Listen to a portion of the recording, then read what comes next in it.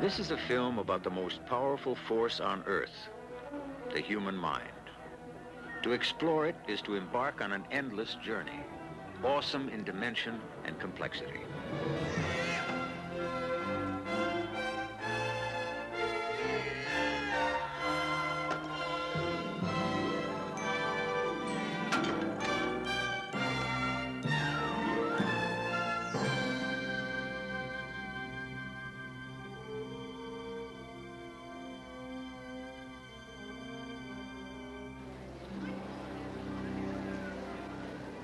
What we're dealing with is the mind and what the mind is able to accomplish.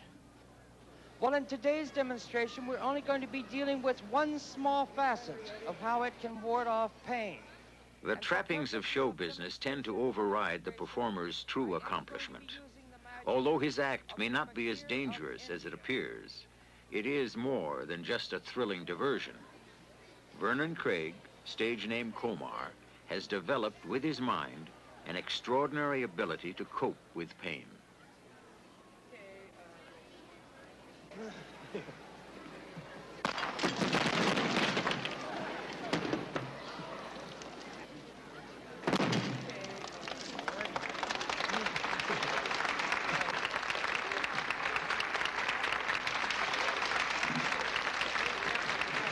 Oh, do I show the camera my back?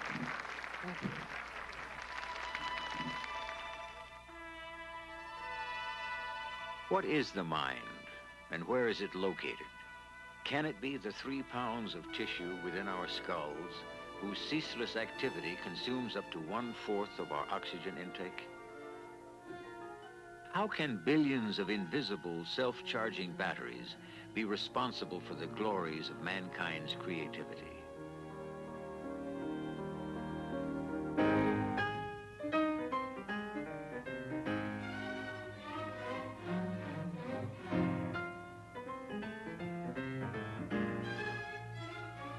To mystics, the mind is the universe is the mind. To science, mind and brain are one. Either way, it is a matter of wonder and mystery, and a paradox too, that the most powerful force on Earth lacks the power to understand itself.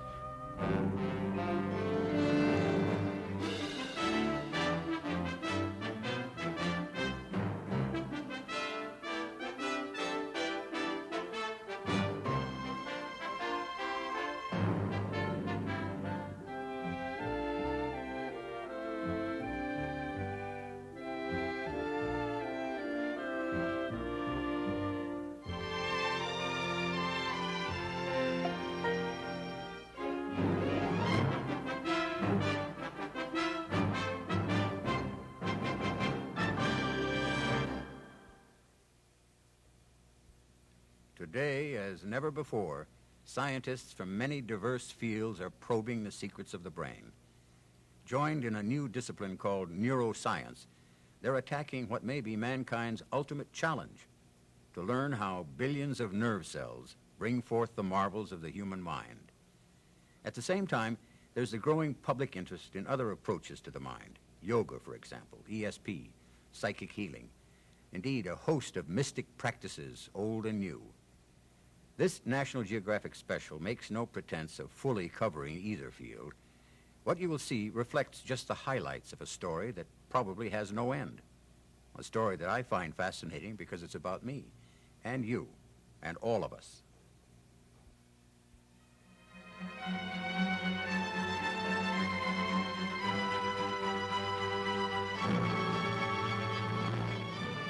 How seldom we consider the exquisite complexities of human endeavor.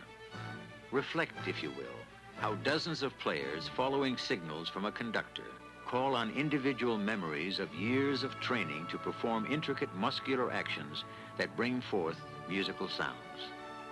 While doing all this and instantaneously registering the result, the brain makes each individual emotionally aware of performing before an audience and sharing the experience with other players. And at the same time, each brain keeps the body erect, monitors the environment, and regulates all systems that keep us alive and conscious. the soloist has memorized his entire part. At dizzying speed, his brain must reach into memory for more than 6,000 notes to recall and perform each in sequence with appropriate tonal and dynamic colorations.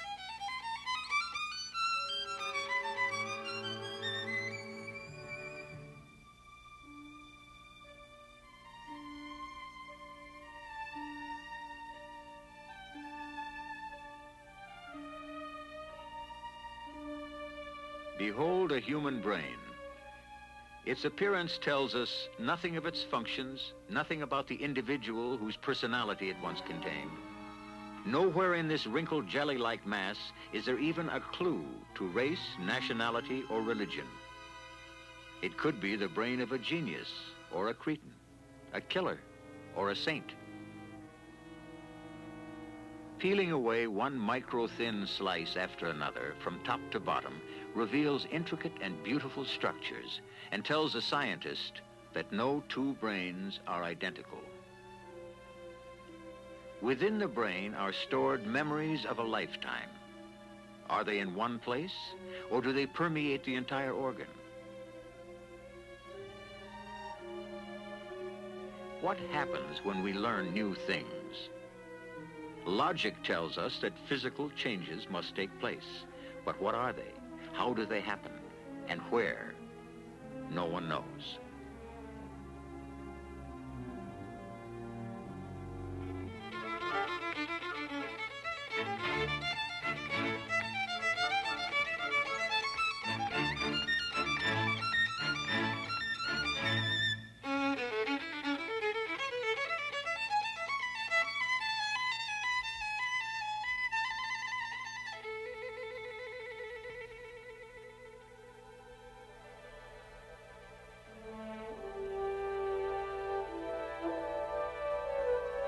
New techniques bring to life the many complex structures within the brain. Photographs of several thousand micro-thin slices can be traced and the outlines transferred to a computer, enabling us to visualize brain structures as they have never been seen before.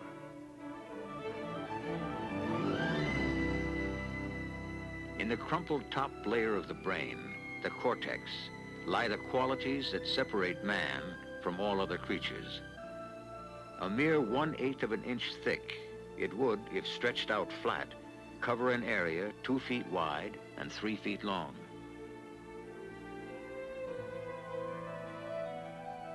At the base of the brain, structures that keep us awake and alive, regulating breathing, heartbeat, maintaining equilibrium and muscle tone.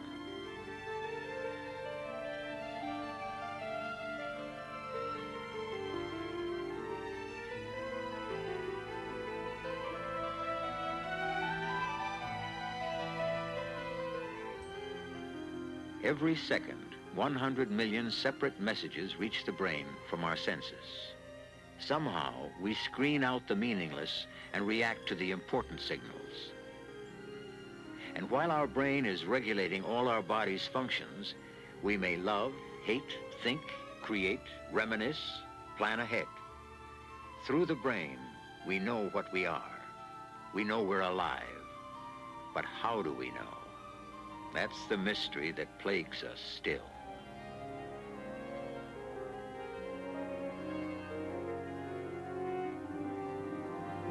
The last few decades have seen enormous progress in mapping the brain and learning how it functions. With powerful tools like computers and electron microscopes, science has compiled vast amounts of data. But each new gateway opens to a new horizon. The brain remains the ultimate frontier.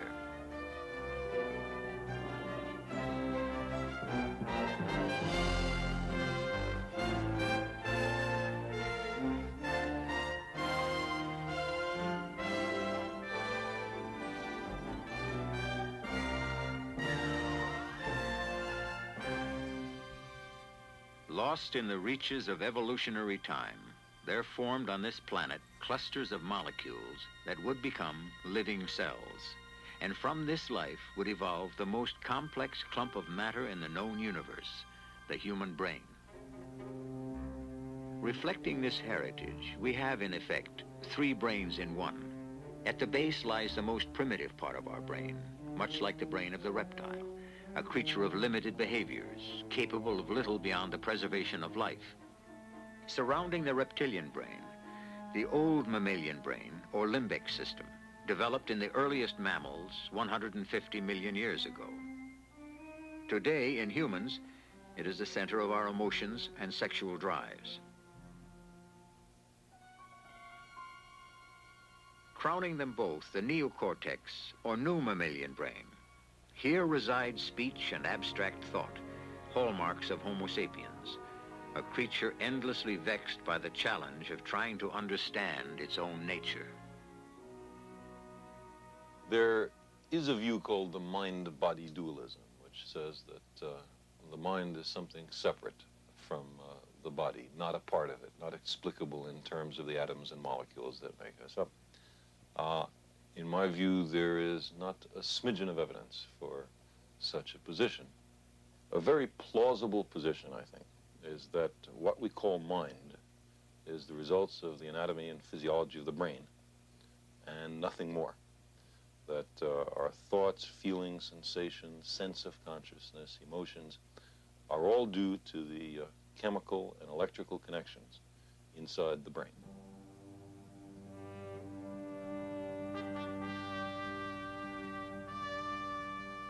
Behold a human brain. What wonders lie within? Just the thin, wrinkled outer layer, the cortex, holds some 50 billion neurons, tiny nerve cells, each connected to as many as 100,000 others.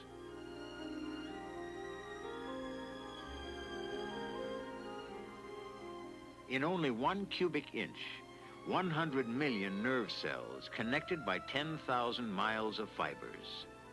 If all the nerve cells and fibers in one human brain were stretched end to end, they would reach at least to the moon and back.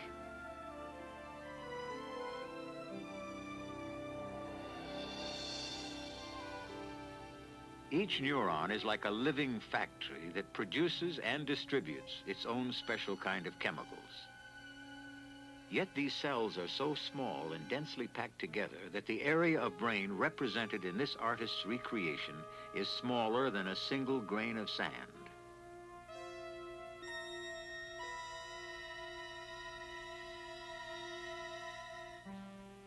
At each point of contact between neurons, it's called a synapse. An electrical signal triggers a minute squirt of chemical, a neurotransmitter, from one cell to another. Computing a myriad of such incoming signals, the receiving cell must instantly decide whether or not to fire its own signal to other neurons. About 24 different neurotransmitters are known, and probably many more remain to be discovered. These vital chemical messengers exist in such small amounts that trying to find one in brain tissue is said to be like trying to find a pinch of salt dissolved in a swimming pool.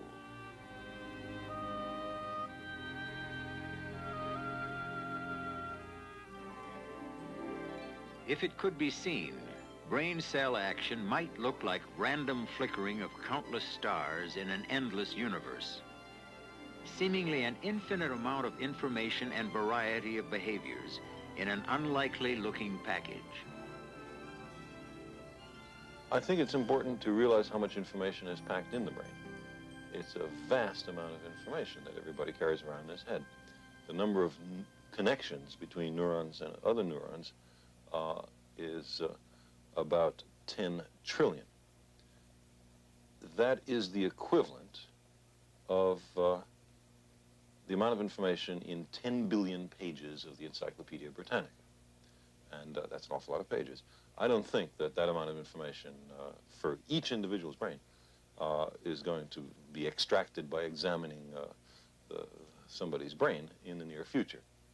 The intricacy of the architecture of the brain, I think, speaks eloquently about the value and uniqueness of each individual human being.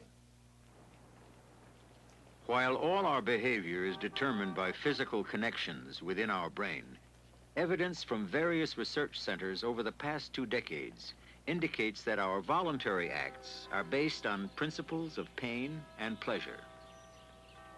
Discoveries by the late James Olds in the 1950s would become a keystone of this concept, now called brain reward. In these experiments, animal behavior is controlled by direct stimulation of what we call reward centers in the brain. Dr. Olds found that rats would learn to press levers and perform other tasks for no other reward than electrical stimulation of certain spots in the brain. He had discovered specific pleasure centers, at least in the brain of the rat. The rats quickly learned they had to cross a grid in order to get the thrill of electrical stimulation in the pleasure center.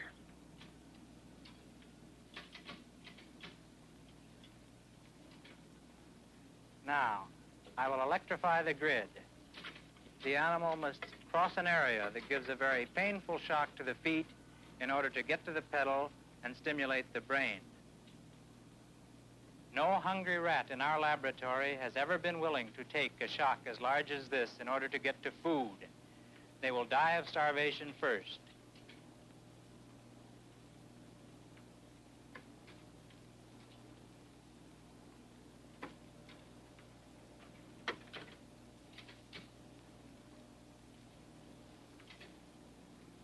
This shows a rat is willing to pay a very high price in order to get to the pedal. Olds' work has inspired a generation of research into the role of the brain's pleasure centers. Today, his work is seen as a major step in the search for chemical or electrical pathways involved in learning and memory.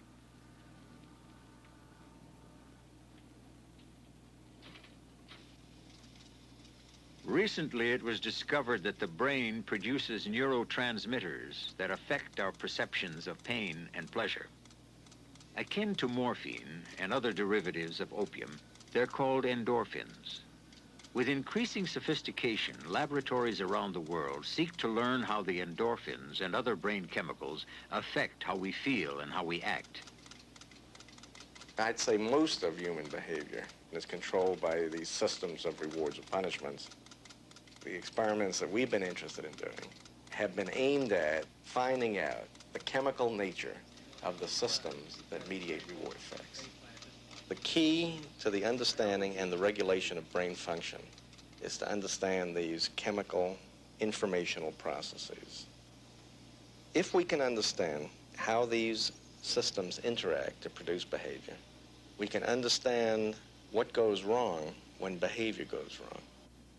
And if we know enough about the chemistry, we can intervene and we can correct a disordered chemistry. The hope would be that some of the mental diseases may represent treatable biochemical disorders of the same sort. And that by understanding the processes that are going wrong, we can remedy the deficiency to cure the disease. The grass is always greener on the other side of the fence. What does that mean to you? Don't change your life to make it better, because you should stay with your own life where you are now to make yourself better. And life is beautiful. In a psychiatric hospital, a schizophrenic patient has volunteered for a research program testing new drugs. I did cry because I cried because I just thought that my dog died, Blackie, when I was 4 years old, and I cried about that. This week or last week, or was it the week before? And I get nervous around people sometimes, but I like people. Psychiatric interviews are recorded on videotape for evaluation and analysis by members of the medical team, who look for changes in the patient's behavior. The observers do not know which drugs, if any, have been administered. By observing the patient's behavior, they evaluate effectiveness of the drugs being tested. After the infusion, about 2 hours later, he was higher than baseline. He was more active, his speech was pressured, talked about all the sad things that happened to him. Sick. Do you think you could separate from the tape the physical symptoms he was having Definitely, yeah. Do you like other people? Yes. Do you think other people want to hurt you? No. Did you ever think people wanted to hurt you? I used to, but not anymore.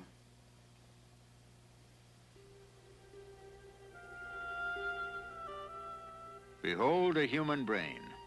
It is only about 100 years ago that we became aware of the separate functions of the two hemispheres.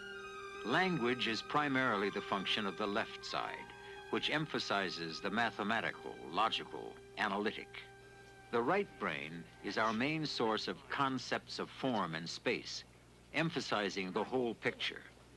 A rare opportunity for research is provided by persons whose two hemispheres have been surgically disconnected. The procedure has been used as a treatment for severe epilepsy. No problem with blinking now because you have a contact lens in your eye. I'm going to put this little tube on.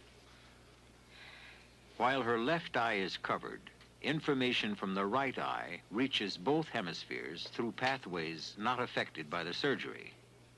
The woman has little difficulty naming pictures in the book. Point with your right hand. A woman holding a baby. Yeah. A kid putting up blocks or something. Right. And a woman looks like she's doing something. What's she drinking doing? coffee. Yeah. And this is some kid wrestling. Now, I'm going to move this away for a second. We're going to cover your whole... Oh, I mean, now I won't Is see that nothing. straight? Now a special lens attachment will cut off all visual information to her left brain, the side normally in charge of verbal, linguistic responses. What I want you to do now is point to 4 pictures with your left hand. 1, 2, 3, 4. Now tell me what you see in this picture right here. You get a picture only to the left visual half field, so it goes only to the right hemisphere. So What do you see now? Can you point to the corn? The what, Point to the corn. Down here. Very good. Okay. Can you point to something that has... Can you point to the pot? Is that a pot? No. No, where is the pot? Up here. Very good. What do you see in this picture here? That's one I can't figure out. What is it? Is it good or bad? Good. It's good. Do you play with it or do you eat it? You eat it. You eat it. Do you eat it for dessert or Yeah. for first course? Dessert. Dessert. What is it? Pie. Pie. Oh, you're doing fine. I want to see your vocabulary in the right side of the brain. So I'm going to say a word and I want you to point to the correct picture, okay? Okay. Can you point to the car? Very good. Point to the 4 pictures. 1, 2, 3, 4. Can you tell me what's in this picture here? Give me a... What is it? Give me a hint. Okay, how about point to the 4 pictures again? Okay. 1, 2, 3, 4. Can you point to the cow? That's it. Very good. She knows what it is, but cannot say the word. Recent studies show that the right brain does have some language ability. Both hemispheres can do most things, Zidell says, but they are genetically programmed to assume different roles early in life.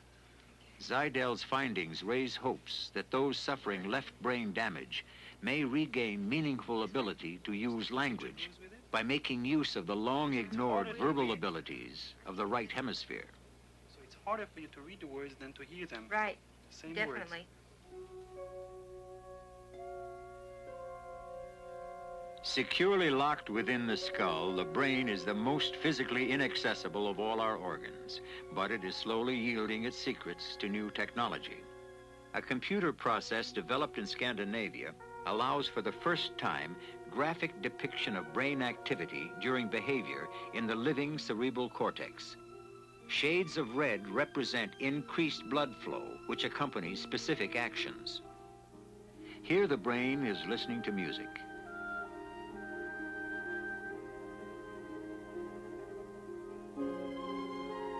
Clenching a fist.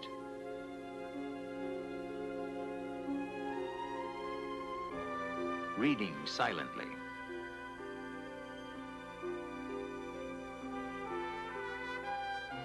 Hand movement.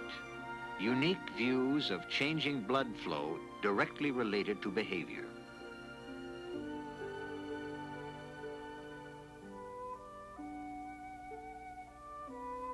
Sleep.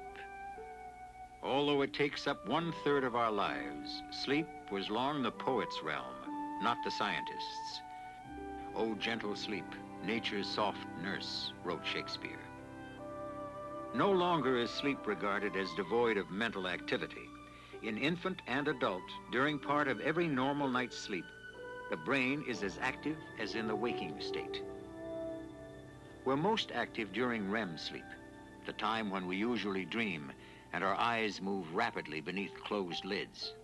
Thus the name, REM, for rapid eye movements. At a scientific exhibit, the dreaming subject's active brain waves are projected as vertical green laser beams, her eye movements by a dancing blue laser.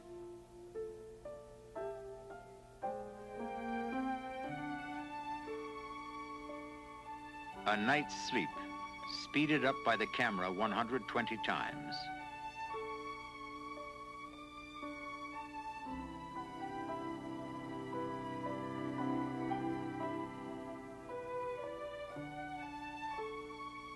For most healthy people, sleep fits a regular pattern. First, a period of light sleep, followed by deeper sleep, slower brain waves and slower rhythmic breathing. Then at roughly 90-minute intervals, about 4 to 6 times a night, we dream. Our brain waves become more active. Eyes dart around in rapid, jerky movements. Heartbeat and breathing become irregular. Our skeletal muscles become virtually paralyzed, the brain's way of avoiding injury by preventing the body from carrying out the actions of our dreams. Both sexes in REM sleep display genital erection, a phenomenon unrelated to dream content. Here, both sleepers, motionless, are probably dreaming.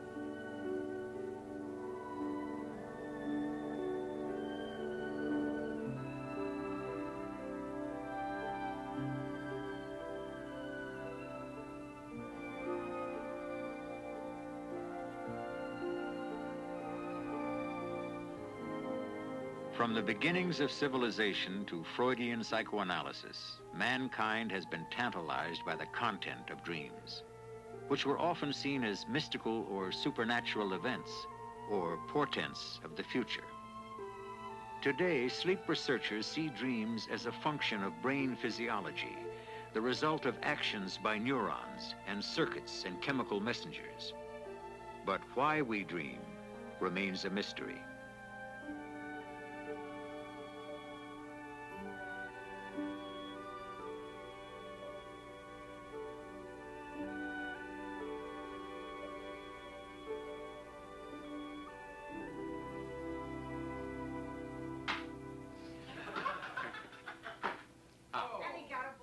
To people like Bill Baird, sleep is an enemy. He suffers from narcolepsy, excessive sleepiness, often accompanied by a sudden loss of muscle tone, similar to the paralysis of REM sleep. Attacks are usually triggered by emotions, some as seemingly innocuous as the competition of a friendly game or laughing at a joke. I always beat Bill. He hates it. Look at that.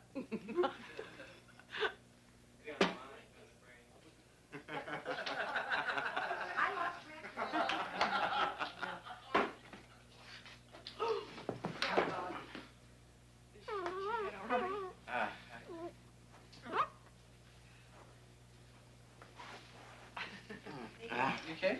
Yeah, it's okay. Huh? Parker, come here. Come. That wasn't bad at all. You can feel that one coming.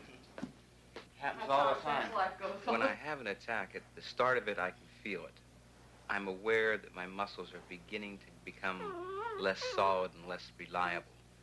But after that point, I'm not sure I know what it feels like, because what's happening is I'm collapsing, and I'm concerned about what other people feel or might think of what's happening, and I'm trying to get back up or recover. There's no pain involved, and I know what's going on. It's just that I can't control my muscles, and those are the sensations and things I'm aware of. Yeah, at the present time, there's no known cure, and there's no more adequate treatment than I'm presently taking. So unless something is discovered, this is what I have to look forward to the rest of my life. So, there we are. Another sleep onset REM period. A pioneer researcher of sleep and dreams now seeks a cure for narcolepsy. Then we'll run a multiple sleep latency test through the day. This illness, which we feel afflicts hundreds of thousands of Americans, is not well known at all in the medical community. By and large, every patient goes to an average of at least 5 different doctors complaining of overwhelming sleepiness during the day, losing control of the muscles, becoming paralyzed in response to emotion. There's nothing else that sounds like that. And we're very happy that you volunteered to do this, what we call longitudinal work, because narcoleptic patients have never been evaluated over a long, long period of time by this kind of testing. And this is extremely important information that we'll be gathering. So I'll be seeing you. I'm very optimistic that we'll find what causes narcolepsy. The major hope is, of course, the discovery that narcolepsy exists in animals. One can do research in animals, obviously, at a much more penetrating level than one can do in humans. I feel very optimistic that, given the wherewithal to do that, we'll find it in our dogs, and that it will be essentially the same in humans.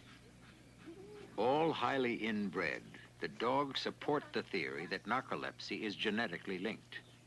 Just the excitement of being removed from their cages and being offered food in a strange environment is sufficient to bring on the brief paralytic attacks.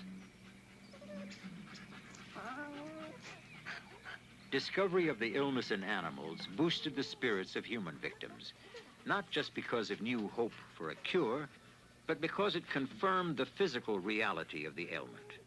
So many narcoleptics had been told it was all in their minds. Come on, Butch.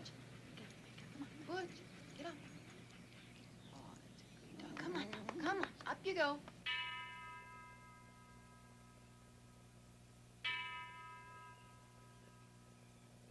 The notion that East and West shall never meet is today merely poetic anachronism.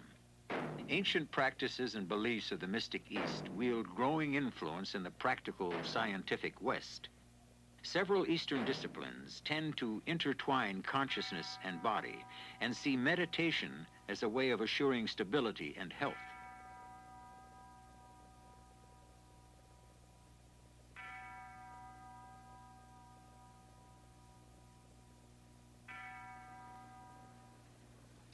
Westerners tended to scoff until electrical machines demonstrated that Zen monks and others were indeed capable of altering their brain waves and controlling certain bodily functions in ways most of us had thought were impossible.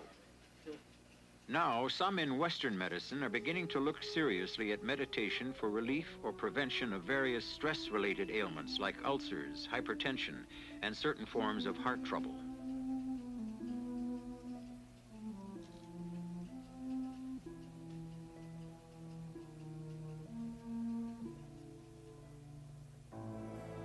Not until the 1970s was Chinese acupuncture taken seriously by the West. As a treatment for illness, acupuncture has been practiced in China for more than 2,000 years. Since 1958, it has been used experimentally as a replacement for some medical anesthesia in surgery. In a Beijing hospital, surgery for removal of an ovarian tumor employs a local anesthetic and 7 needles inserted in face and forehead to a depth of 1 centimeter. From time to time, the needles will transmit mild electrical stimulation. Surgery begins 20 minutes after the needles are in place. The patient is fully conscious throughout the procedure. She says she feels no pain, although her body is not numb.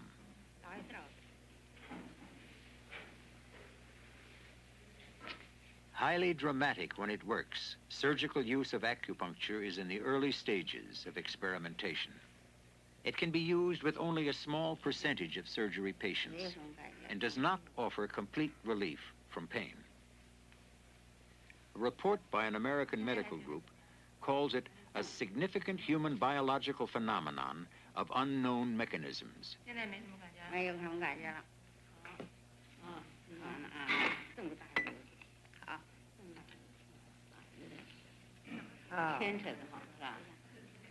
点牵扯感。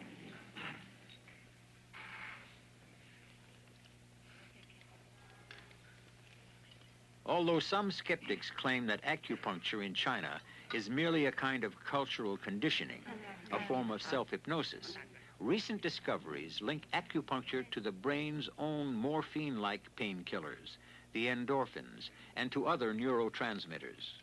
For 2,000 years, the Chinese have unknowingly made use of brain chemicals that were not even discovered until 1975.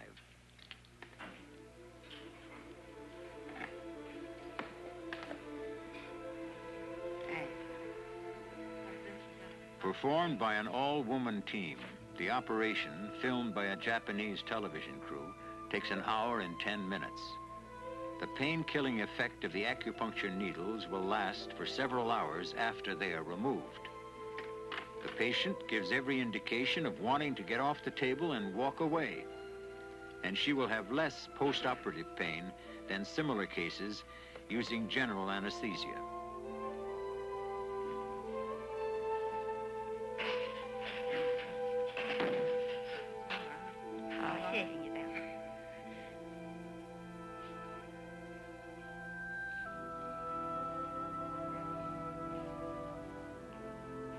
It is somewhat astounding to realize the scope of our own ignorance in this field. A lot of us think that Chinese medicine and other types of folk medicine are very primitive, but if you look into it, you find that this is not the case at all.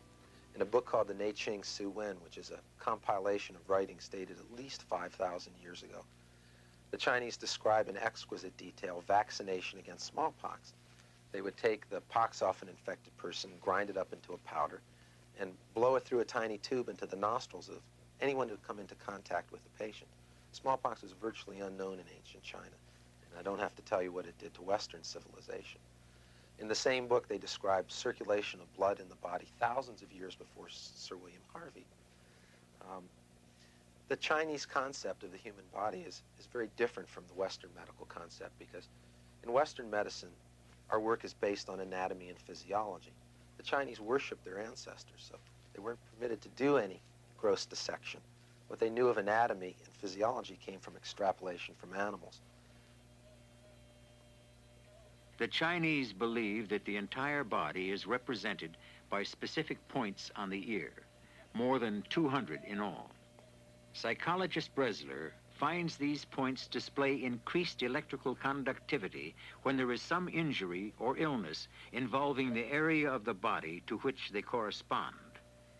Running an electric probe over the ear, he says, provides an effective technique for diagnosis. There was a little bit of activity in the mouth area, which can occur from something as simple as biting your tongue, biting your cheek, having a little cavity or something like that. Yeah, I've got to see the dentist next week for a tooth on the left side. I don't see any really noticeable musculoskeletal problems or aches or pains or sprains or anything like that. That point right there, is that a little tender? It's still quite a mysterious phenomenon in terms of exactly how it works, but in our own research studies, we find at about 75 to 80% accuracy, we're able to diagnose areas of discomfort in the body simply by examining the electrical activity of the ear. Okay, here's your shoulder and upper spine. Okay, see, now there's an active point. And all that really tells me is, I have it, most people have it. You store a lot of tension in your upper back and in your shoulders. There are really no active points on your left leg, left foot, knee, okay, thigh area. But in your left hand, there are, and your hand is pretty clear. From your wrist, there's a little bit of activity, but of course a lot of activity in the elbow area. So if I'm forced to guess just for the money, okay, it'll have to be on your left hand or arm. Yeah, it was 30 years ago, and I broke my left wrist when I was like 7 years old. Your ear doesn't forget. I think a greater understanding of the ways that the mind influences the body is going to have a revolutionary impact on the way that we practice medicine. That means having an understanding of the mind, the body, the spirit, the emotions, the motivations, an understanding of the whole person. And it's from this point of view that some of the mind-oriented therapies are going to be more and more integrated into our healthcare system. and I think in a very revolutionary and ultimately beneficial way. What is the message from your pain? Right? What is the message? Some may call it faith healing or mysticism, but clinics like Bresler's offer growing evidence of the mind's ability to relieve chronic pain. It must be psychosomatic, meaning imaginary. Well, I want to dispel that. We're not talking about it being imaginary. You have real pain. There's no question but that everyone in here has real pain. But what we are saying is that it involves all of you. It involves your mind, it involves your body, your spirit. Imagine yourself or some part of yourself where you want healing to occur. Imagine it as well and whole. See yourself just as you want to be. See yourself as well and healed. Use your imagination. This is your opportunity to see yourself just as you want to be. And as you get this picture of yourself as healthy, repeat to yourself every day, in every way, I will feel better and better. All right, Neil, if you'll put your hand on this cradle now, in a little while, I'm going to drop your hand in the water, and then every 5 seconds, I'll ask you for a report of pain, and you reply with one of those numbers. Although used in a variety of clinical and experimental situations for more than a century, hypnosis remains a mystery. We know it works, but we do not know how it works. In a demonstration by Dr. Ernest Hilgard of Stanford University, a subject's arm is placed in circulating ice water just above the freezing point. Report? About 12. Report? 13. It's pretty cold, isn't it? Yeah. A little while for it to recover here. Get some blood back in there. Yeah, just exercise a little bit, that's it. How did it really feel? Well, at first, it just grabbed me. It was like a shock. Then it just continued, like someone was pounding needles into me continuously all the way up. And about 10, I really wanted to take my hand out. I was in pain. Yes. All right. Just close your eyes now and relax. And you'll gradually drift into hypnosis as I count 1, drifting. What we're looking at now is a normal hypnosis procedure, except that Neil is experienced, and in fact he could hypnotize himself. The most prominent feature about the person who can become hypnotized is that they can become immersed in fantasy and imagination, so that in some sense hypnosis is kind of believed in imagination. 9 and 10. That's fine. I want this arm to become completely numb. As I stroke it, it will become completely numb, so that a little later you'll feel no pain at all. Is it numb now? Yes. Okay. Now I'm going to ask you to report on the same scale you did before. If you feel no pain, you'll say 0. If you should happen to feel a little pain, you can begin to count. But I think you'll feel no pain at all in that arm. Report? 0. Report? 0. Pain relief by hypnosis does not seem to involve an increase of the brain's natural pain-killing endorphins. The actual mechanism remains unknown. Report? 0. Report? 0. Report? 0. Okay, that's fine. I've lifted your hand out of the water now, and I'm going to dry it, as we did before. Now I'm going to have you come out of hypnosis. 10, 9, 8, 7, 6, 5, 4, 3, 2, 1, 0. Wide awake. Okay, how was it? Fine with me. I really didn't feel anything. You could have kept it in longer? As long as you wanted. I'm about to help you to become as attentive and alert as you can. That will help you gradually to enter a state of alert hypnosis. It feels good to notice the tenseness in your muscles as you hold the handlebars, and to sense the strength in your legs as you pedal. Your body will feel vibrant and ready for action and attention as you continue to listen to my words. Just listen and become more wide awake, more aware, more alert. Whatever you feel is happening, just let it happen. Hypnosis is usually associated with a sleep-like state. Indeed, the very word comes from hypnos, the Greek god of sleep. But hypnosis is also possible during an active, alert state. After a few minutes, the subject is completely hypnotized and responds readily to the experimenter's suggestions as he hands her an ordinary ballpoint pen. Here is a heating element that is quite cool. Will you just take hold of this, please? Now, it's not quite cool. All right, now I've turned on the current. It's going to warm up very gradually. I want you to decide when you first detect warmth. As soon as you decide it feels warm, just tell me. All right, it is on. It's already warm. Well, that's fine. Now I'm going to let the element get really hot, too hot for anyone to hold. But only hold to it as long as it doesn't bother you, and then let it go. Don't let it hurt you by getting too hot. It's getting pretty hot now. When it gets, that's all right. That was pretty hot. I don't blame you for dropping it. It's away now, and your hand is quite normal. Feels just as it did before I gave you the heating element. Your hand's all right, isn't it? You didn't let it get burned. Well, that's fine. All right, there'll be no after effects. Hilgard sees a relationship between alert hypnosis and the state athletes call second wind. When an athlete, take a distance runner, has second wind, he commonly doesn't feel his legs at all. They just seem to be somebody else's legs running.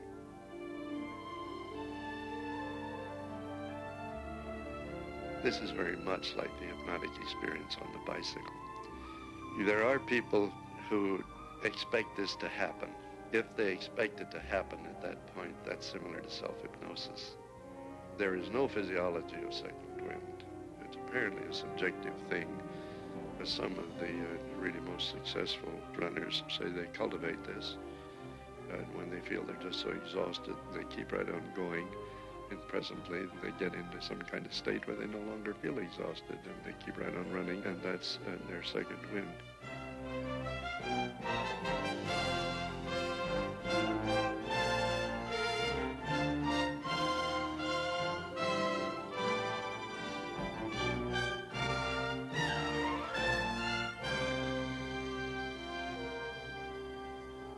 Some of the most dramatic demonstrations of mind controlling body come from India, where for centuries yogis and others have performed feats that Westerners simply refuse to believe. That is, until modern technology was brought in. For example, a yogi can be buried alive, locked in an airtight box. Upon entry, his vital functions and brain waves on a polygraph are active. The yogi will remain in the box for hours and survive without ill effects long after the oxygen supply normally would have been exhausted. How does he do it? By placing himself in a meditative state that lowers his heart rate, respiration, blood pressure, temperature, and other functions of the autonomic nervous system. Functions that until recently, Western medicine thought could not be consciously controlled.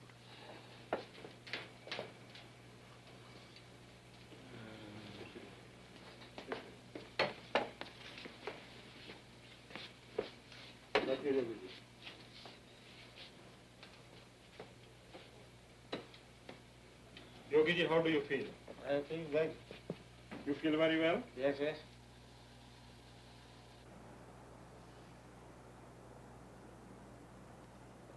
September 12, 1971. I was traveling in a van westward, and it overturned on the highway. In the accident, my neck was broken. I went to Goldwater Hospital and was there for almost 6 years.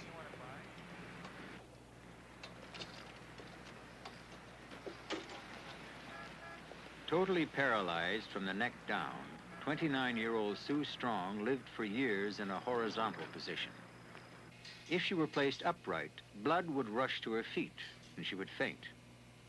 While still hospitalized, she entered a biofeedback program, hoping to learn voluntary control over her blood pressure.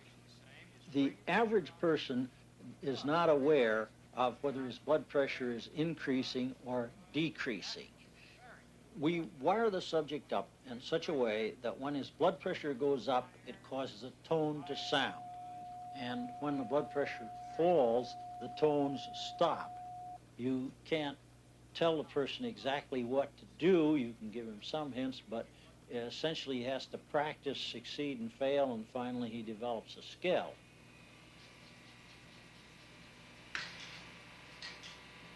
Okay, Sue, just keep maintaining your pressure. Even though your legs are down, so far you're doing very well. Good, good. How she raises her blood pressure is not known.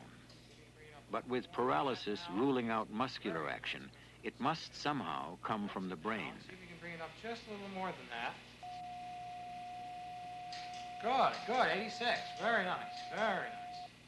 If one could imagine one's brain as being a sponge and then having it squeezed and feeling the feeling of that squeezing, that's the sensation that I go for when I try to raise my pressure. And as it turns out, when I aim for that feeling, my pressure does go up. Good, good, very nice. Okay, rest, 110. Well done. Now rest, let your blood pressure do its own thing. When you've been in a hospital for 6, 7 years, and suddenly to find yourself outside of a hospital, living in an apartment, going to the supermarket, it doesn't sound particularly thrilling to someone that does it every day. And it's not always all that thrilling to me either. But I could never have done any of that before.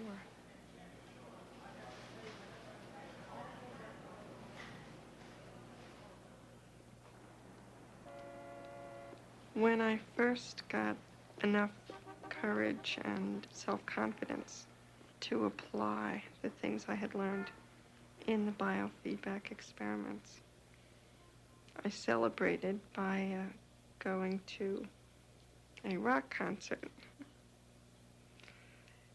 And it was such a thrill to be out in the world in a crowd of people and out of a hospital. And I'm not sure that I could say anything more than it was so euphoric. Perhaps like being drunk, though I've never been drunk in my life. And I've just gone after experiences like that. I guess because it made such an impression on me the first time to get that freedom. Everyday living is a wonderful thing when it's been denied for so long.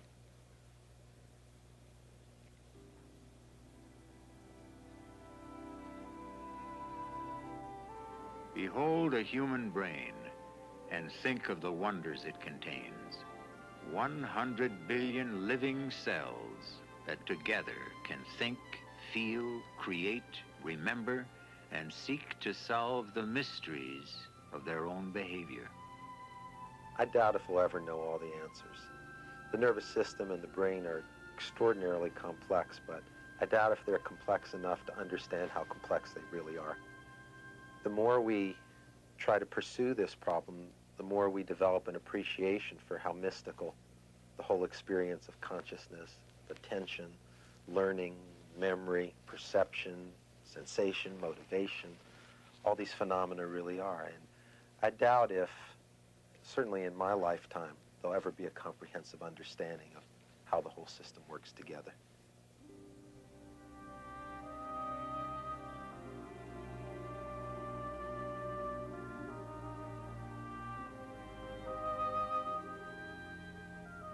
Probably the most challenging problem that scientists today face is to understand how the brain is organized and how it works, how it really does what we all know our brains do in a way that represents us to ourselves.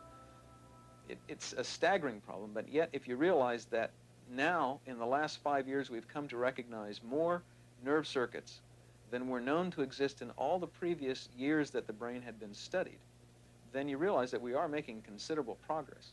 When you consider that in the last 2 years, we've enlarged the number of molecules that may be used by nerve cells to communicate with each other fourfold over the list that we've had to work with for the last 2 decades, then you realize that not only do we know more cells connected to each other, but we know more about the ways those nerve cells can talk to each other. So that in 100 years, we may begin to approach this very desired state when we'll understand how the brain of man processes information, remembers, and perhaps even how he begins to have creative thoughts, which will then use that tremendous brain power in a way probably more effective than we're able to use it now.